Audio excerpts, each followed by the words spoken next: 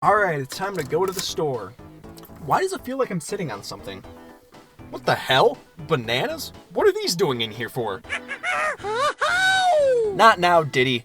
Wait, why the f is there a monkey in my car? Racing games are probably the simplest and most effective video games out there and come in so many differing styles. You want to play as characters from your childhood? They got it. Want a realistic racing game with great graphics? They got it. Want to blow up cars and probably kill innocent civilians? You should probably see a therapist, but they still got it. The most iconic and popular racing series of all time was without a doubt Mario Kart. Talk to anyone between the ages of 5 and 40 and I can guarantee they have played at least one Mario Kart title. I mean, the highest selling Nintendo Switch game is Mario Kart 8 Deluxe, and that's literally just an enhanced port of a Wii U game. I have serious questions if you purchase a Switch just to play Mario Kart 8, but number one is, why? If you own any Nintendo console, there's about a 110% chance you own a Mario Kart game, or if you're me, all of them. Yet with all the Mario Kart games, they don't have that much variety in gameplay. Yes, there are slight changes like different vehicles, 2 players in 1 kart, and this bullshit, but at the end of the day, Mario Kart is more or less the same. But what if I were to tell you there was another racing game on a Nintendo console that has more content, more personality, and more variety than the entire Mario Kart franchise combined? Today, we are taking a look at Diddy Kong Racing.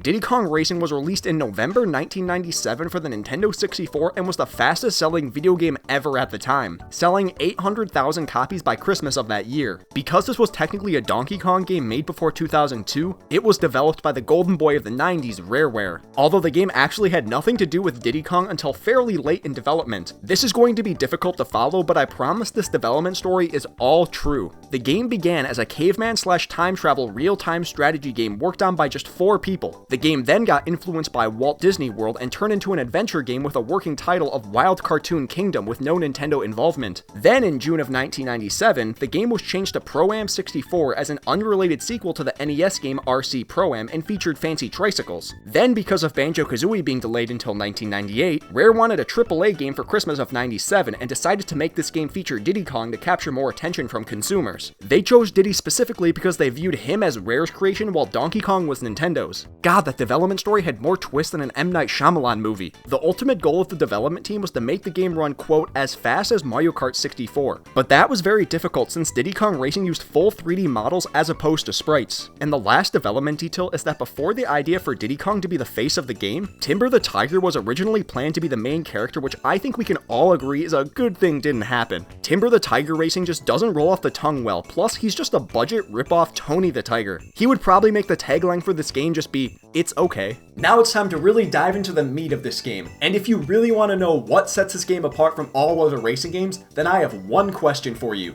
What do you think is the main appeal for Diddy Kong Racing? Ooh, I know, is it racing? No, you dumbass, how could you possibly think that? Go sit in the corner with the other idiots. So what are you in here for? I said Donkey Kong Barrel Blast was a bad game. Yikes.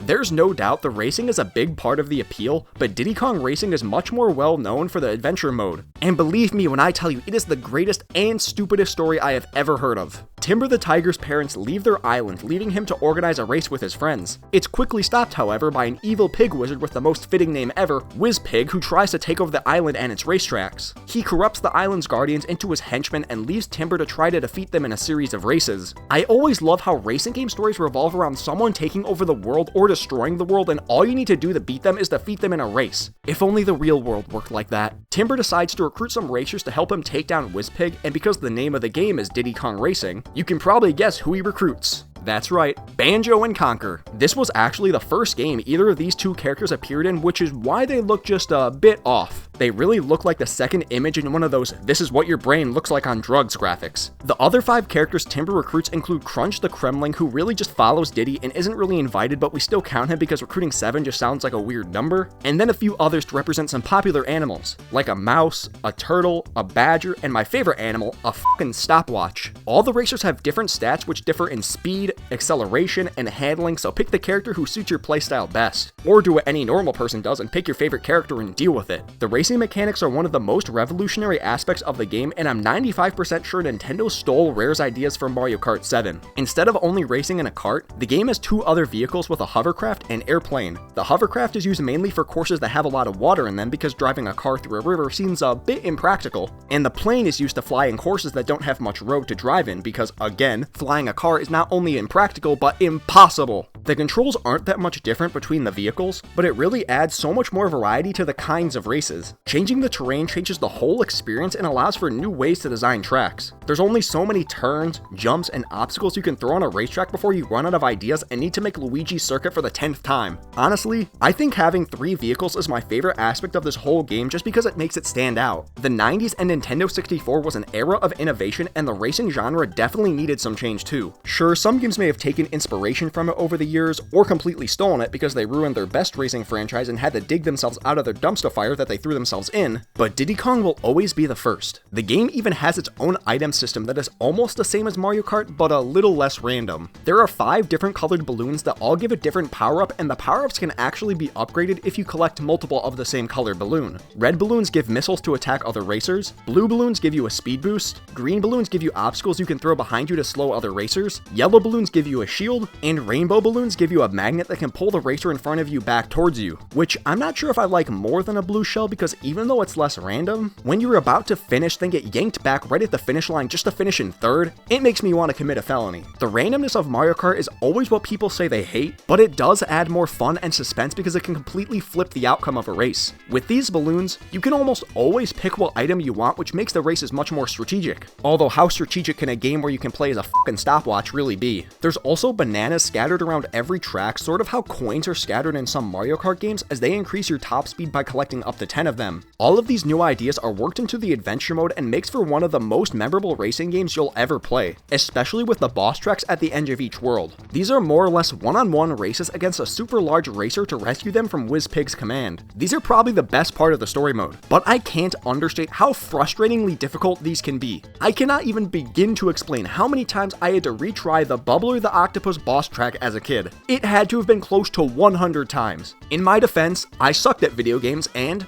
that's all I got. The final boss against Wizpig also might be the most intense race I've ever finished in my life, and I went to state for the 400-meter dash back in high school, which made me almost throw up. So you can imagine what racing a giant wizard pig in an airplane on an alien planet with the fate of an island of talking animals riding on it would do to me. In short, it's actually surprisingly easy and not even as difficult as most of the other races in the game. Bubbler the Octopus is the real final boss of this game, and I will not accept any other arguments. I always talk about how battle modes and minigames are better than the main story for like half of the games that I make videos on, but Diddy Kong Racings are just weird. The game has a couple of battle stages that are unlike anything you've probably ever seen in a racing game. First, there's Fire Mountain, where you need to take dinosaur eggs from a volcano to their nests and protect them from other players so they can hatch. Then there's Icicle Pyramid, which is basically a slippery balloon battle with bananas instead of balloons. Darkwater Beach is just the same damn thing but on water instead of ice. And lastly, Smoky Castle is basically the same thing as Fire Mountain but replace dinosaur eggs with bananas and nests with chests. So really there's 2 battle modes, just copy pasted between 2 different stages. Really felt like this game had more content as a kid.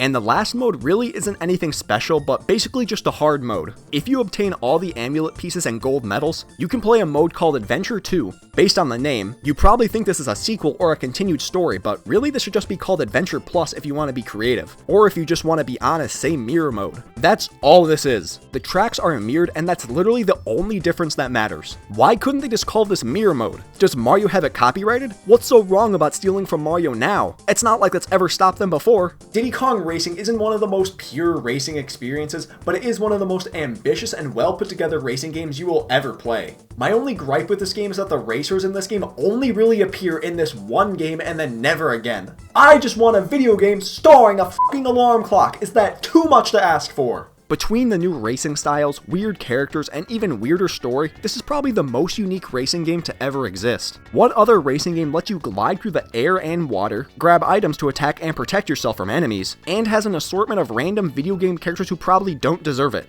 Fair enough, but this game is literally 2 decades newer and Diddy Kong Racing is still better. This is one of those obscure titles that for some reason everyone has heard of, and I definitely recommend everyone to check it out if you've never played it. It can sometimes be on the pricey side, but for this experience it's definitely worth it, especially when this is still $60. This is easily the best racing game on the N64. It has something for everyone, and it's got me in the mood to start racing too, so I think I need to go start training. This is so easy. How could I possibly lose? Wait a second. What is that? Oh God! A banana? Ah!